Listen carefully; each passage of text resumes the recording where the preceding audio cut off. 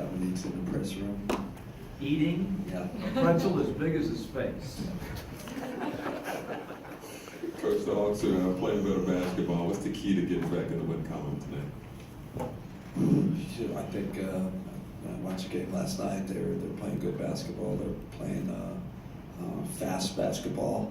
I think it's a challenge for us, a real challenge against an improving team. And what does it mean, and how big is it to have Joe Harris and DeMar Carroll not serious and to have them back? Yeah, good to get whole again. You know, those guys are important players for us, and you know, good to have them back.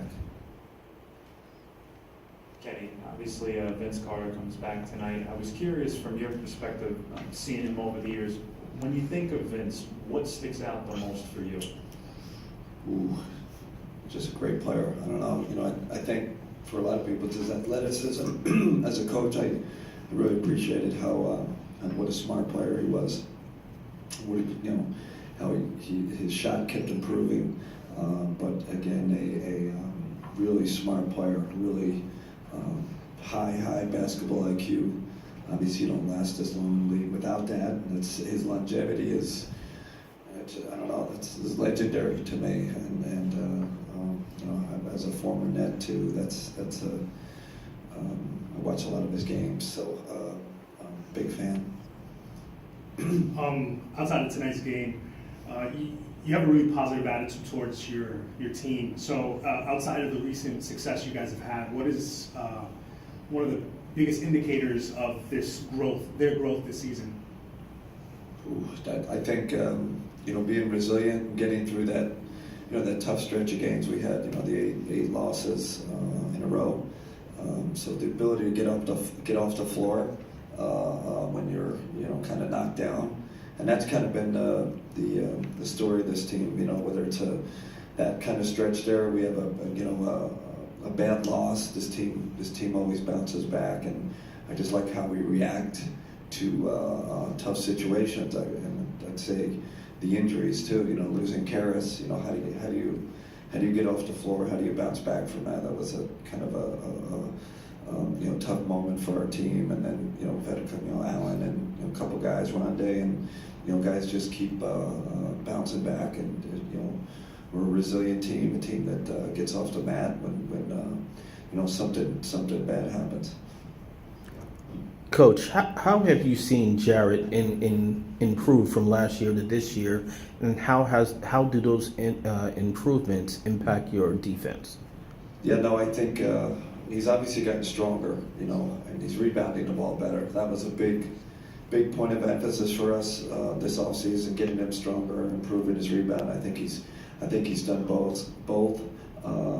Listen, again, his mobility at that size, his athleticism, the way he moves, it's why we were attracted to him in the draft, and we saw the upside.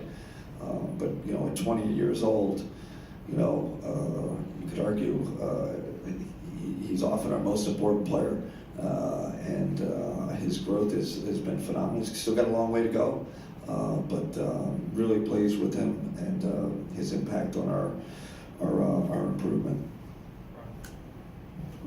It's basically just about exactly a month that you guys have been on this pretty good stretch, you know, after the losing streak. You beat Toronto and kind of started things going forward. Can you kind of remember what your thoughts were back then about maybe what this season's going to be versus kind of now how they are, what you see as a possibility at this point?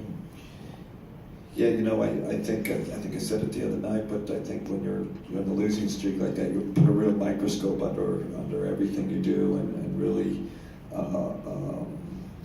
really focus on your weaknesses, and I think we did that. I think that eventually helped us through, but I also think our kind of loyalty to our habits and our what we believe in. We didn't, you know, change 20 things. We didn't make crazy moves with our playing rotation.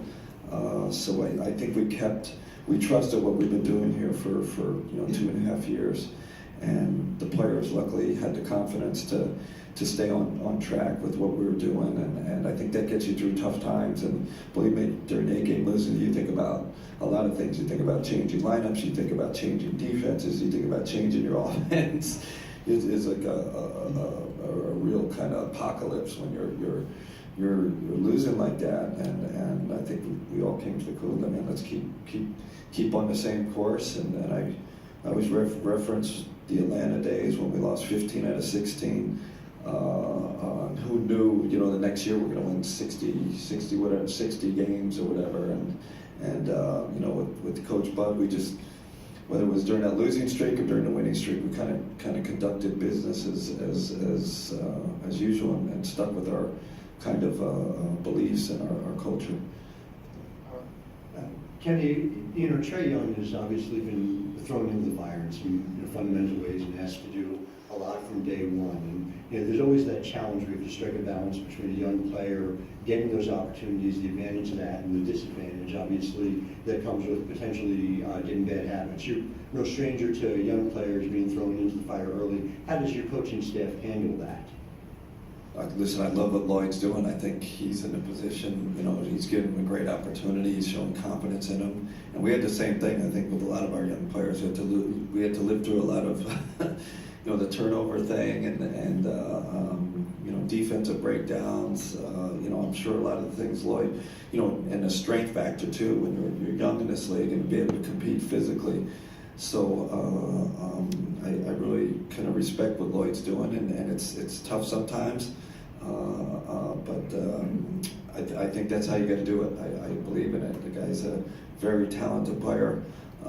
He shows incredible basketball ability. So I think they're doing the right thing, throwing him to the fire. And with Jeremy behind him, I think they have a nice and you got Bays and those guys, older guys that can help them along, and I like their direction. I like what they're doing, and Trae's gonna be a hell of a player in this league. Kenny, the team's pace is relative to the rest of the league has dropped in the rankings, but the efficiency on offense is better. Is that an indication that they're playing more the way you want, playing with the pass? You tell me. I have not found the answer to that question. And I looked at our pace a couple weeks ago, and it was exactly what it was last year.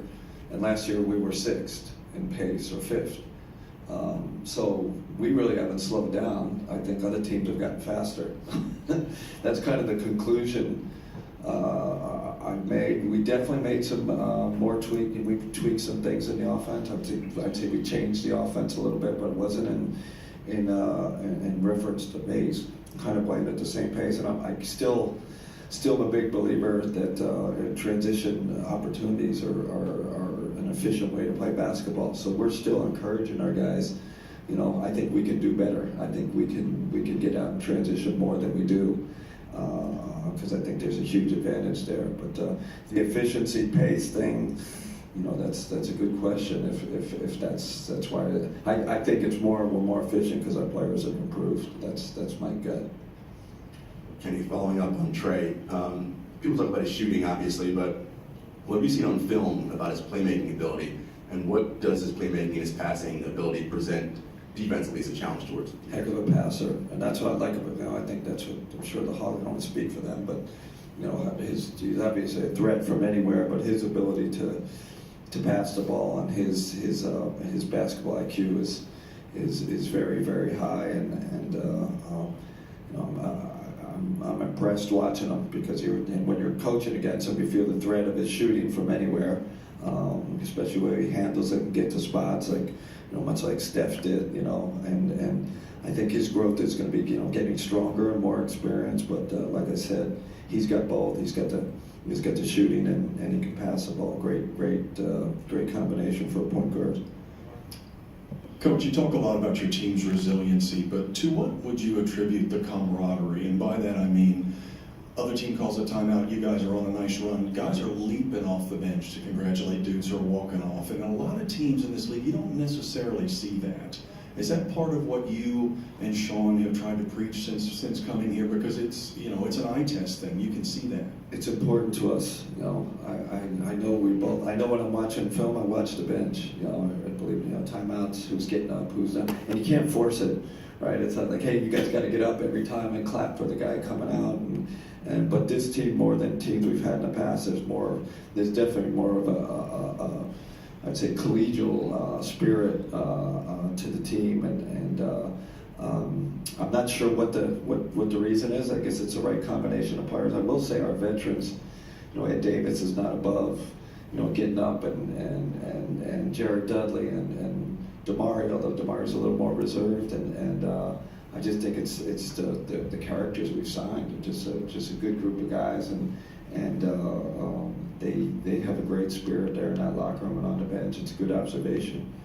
And Coach, last game you challenged Ronions to better on the defensive side of the ball and with his rebounding. Seems from afar that he's done a great job of responding and accepting challenges this season. How has he developed and grown in that regard this year? Well, we responded with that by shooting a bunch of threes and only getting 2 rebounds. So I wasn't too pleased with that.